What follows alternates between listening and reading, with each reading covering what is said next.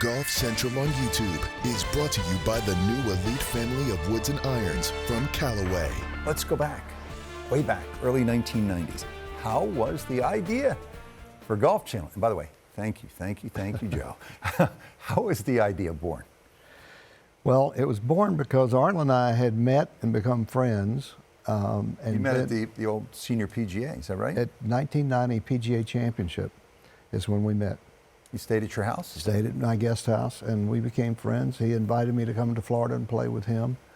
In other words, you were not friends, as I understand it. He was, Never met. Players, when they go to tournaments, oftentimes are assigned a house, in those days anyway. That's right, and that's what happened. He was so just by chance. By chance. By chance. Okay. And after me going to Florida and staying at his house and playing golf, I thought, well, I've been with the king twice, and that's it. And then a few months later, I started reading cable literature, which I was in the business at that time, that we were going to go from 30 channels to 500. And everybody started making their list. Well, what did people want to see? Well, I knew Arnold Palmer. Golf was at the top of my list. By the way, what were some of the crazy channels that were being dreamed up back then that maybe never, I mean, there were all sorts, right? All kinds. If you went to a TV convention or cable TV convention. Yes, but many of them never saw the light of day. They were just names on a piece of paper. Yeah. I did some research, and it came back very positive. And so I called Arnold, and I said, I got an idea. Let's talk about it. And he flew to Birmingham in his jet. We met at an FBO in the boardroom, showed him my research. He picked up the phone, called Mark McCormick, his IMG agent, fame. IMG. Mm-hmm. Said, Joe's going to come to New York, Mark, and talk to you about this. And so I hired IMG to help me build a business plan, and that's where it all started. You wanted Arnold to have some skin in the game, didn't you? How did he respond to that? After a year, I had funded everything, all the research and the visits and McCormick's fee and all that. I'd funded it myself, and Arnold had been looking over Mark's shoulder at the research and the business plan, and it now was to the point where even McCormick thought this has got a good chance. And I said to Arnold, I want to be your partner to do this, but you've got to reimburse me for half of what I've put up. He said, well, I normally get my piece for my name. I said, well, not this time, because I'm going to have to raise $100 million at least, and I want everybody to know you've got skin in the game. He said, let me think about it. So a couple of days later, I get a phone call from him in his jet. He said, where do you want me to wire the money, partner? So it wasn't just Arnold who was a man of bold action. It was Joe.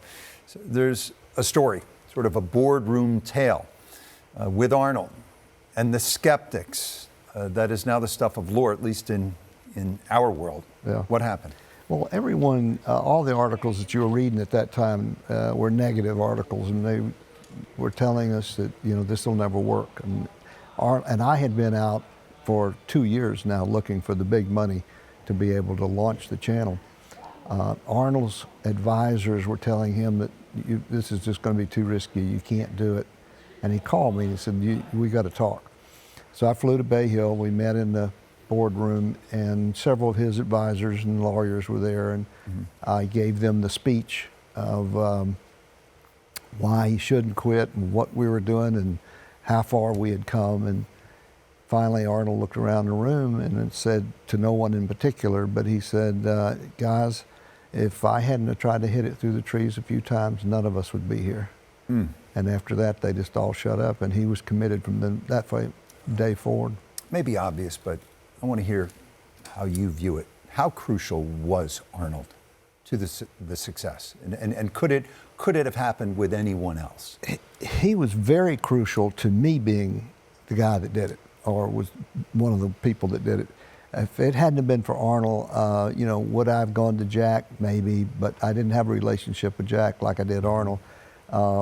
Would there have been other people, networks? Turner Broadcasting, for instance, was trying to do a golf channel at the same time I was trying. And they presented a package to the PGA Tour trying to get the contract, actually before I gave them my package. They researched for 6 months whether they wanted my package or Turner's, and we got the contract. So there was competition to do it. It was a subscription service In the beginning, in the beginning, and so how much were people paying, and why did you quickly Well, go in another direction? what had happened prior to our launch, the industry was regulated by the feds. You could, if the cable operators wanted to put a new channel on, they could only raise their rates, I think it was 44 cents for each channel. And so the cable operators had no incentive really to launch new channels on basic. So the only thing that was unregulated was a la carte channels. So our original business plan was to be an a la carte channel, $6.95 a month. We quickly realized that people weren't willing to pay that extra money, at least for a startup that they didn't know what it was going to be. So it so happened that just a month or two before we launched, the industry got deregulated. And then we could go on basic and we switched our business plan 6 months after being on air to a basic channel, and it took off. How harrowing were some of the early days, just in terms of keeping the lights on? Very much. In the first year, we decided to launch in Canada and Japan. That was not in the original business plan. So instead of needing 100 million, now needed 120 million, and we were running out of money fast. Twice I had to bring in additional funds before we got to break even, and on both of those occasions I'd been working for weeks to get it circled. On a Monday morning I couldn't make payroll on Friday, but I'd get it done Tuesday, Wednesday, and made every payroll. So it was harrowing. The early programming, I've great memories. European tour, still to this day. You wake up and there they are in Cron-sur-Sierre, wherever they play. Golf Talk Live, playing lessons with the pros. How did all the early programming come together? Well, IMG as a consultant put some people on that task with me, and we created some of these shows in our original business plan. And then we had two guys internally, Bob Greenway and Mike Whalen. They were able to get the talent and develop other shows for us. So we evolved over time, but all those early shows, in addition to tournaments, were part of the business plan. We knew that we needed to do that, and it turned out to be the right thing to do. When did Golf Channel make it? We broke even after 4 years on the air. ESPN was 7. Pretty good. And so we were very happy with that. Yeah, and people have asked me, what was the environment like in those early days? And I would say there was a pioneering spirit. We were the little engine that could. Exactly.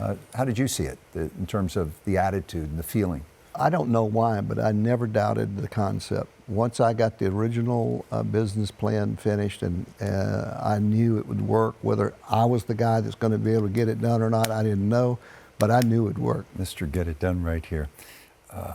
What does Golf Channel mean to the sport 30 years after you launched it with Arnold, Joe?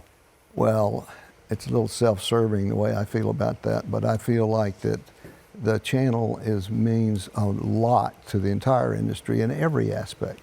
The advertisers have an endemic channel that they can use to advertise. The audience, of the instruction, travel, and everything you can think about in the facet of the game is enhanced by this channel.